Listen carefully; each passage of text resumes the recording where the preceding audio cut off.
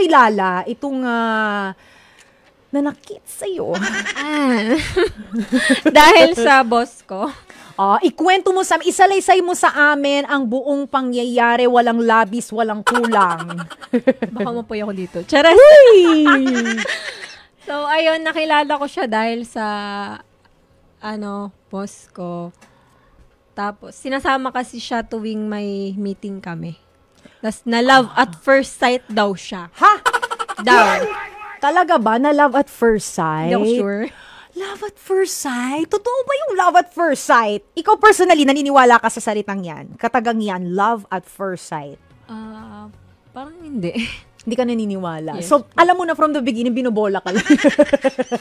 Ano po kasi, mabait po siya nung una. Nung una. Sweet. Sa lahat. Joke. Sa lahat? Hoy! Okay. So, na love at first sight, yun ang na-reason niya, binigay niya sa'yo. Tapos, gaano katagal yung naging ligawan stage ninyo nitong guy na ito? And by the way, ano bang itatawag natin dito sa guy na to para hindi tayo mahirapan? RJ na lang. RJ. Tapos, ang real name niya, JR. Ano ba? Yun talaga. Yun talaga. Yun. Okay. Sige, RJ. So, gaano kayo katagal nagligawan nito ni RJ? Umabot din siya ng 4 months. 4 months.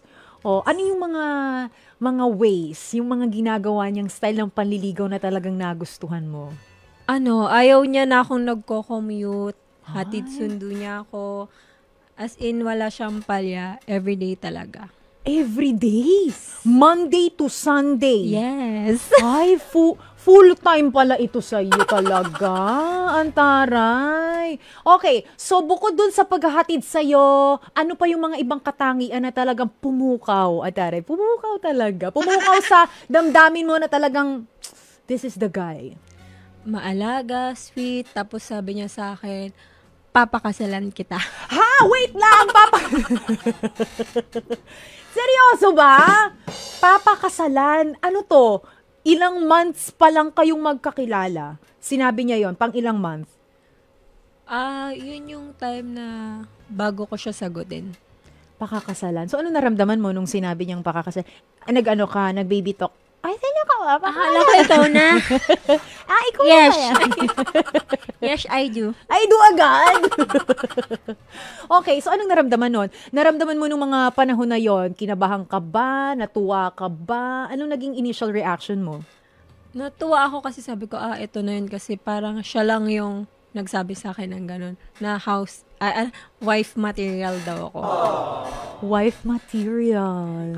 Kahit di naman niya ako nakakasama sa bahay. Kaya sabi ko, totoo ba yun? So magugulat ka na lang talaga sa mga niya, no? Sa mabulaklak na mga salita, 'di ba? Pero okay, so nanligaw, sinabi na papakasalan, fast forward tayo. Ano yung mga bagay na talagang madalas saan kayo nagpupunta mag-date? Paano ba yung naging relasyon ninyo sa loob ng ilang months nga ito? 7. 7 months. So sa 7 months na yun, nasabi mo na talagang nakilala mo siya? Hindi. Hindi mo siya nakilala talaga. Yes, So po. ano yung mga lumabas na ikinagulat mo? So, ayun na nga po. Akala ko kilala ko na siya. Ako lang yung babae sa buhay niya. Hanggang sinurprise ko siya. Pero ako yung na-surprise. Ikaw ang? Na-surprise.